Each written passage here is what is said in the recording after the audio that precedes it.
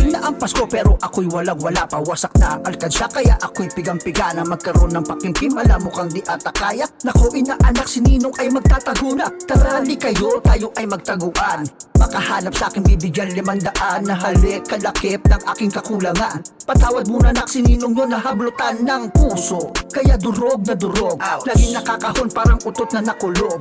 Kulang na sa laway, lagi nang nauusog. Libangan ko na lang ang magbusog. Ho ho ho, ang tiyan ko para nang kay Santa Claus. Kaya sa basketball ay lagi nang kinakapos. Ang sigaw ng bulsa ko halos na mapaos. Pabuti pa si Idol si Roberto Boy Baos. Lover boy mapagmahal, lalo sa ginagawa. Yan ang para niya, nasa flip-top dinura. Kalaban si Batas, halos tiyaniin ang balbas. Yun panalo kanyang palabas. Pero wait, sandali, teka, malayo na tayo sa kwento. Sa kakatago ko, istorya na iba ng pwesto. Sablay na ang epekto na aking sentimento. Naging depekto ang semento dahil di eksperto ang naghalo. Nako, iba na naman ata mga sinasabi ng bolero na makata. Kailangan nang ayusin ang aking mga talata. Dahil patapos na ang kabanata. Maligayang Pasko sa ating lahat. Hindi usapan kung galante ka man o barat.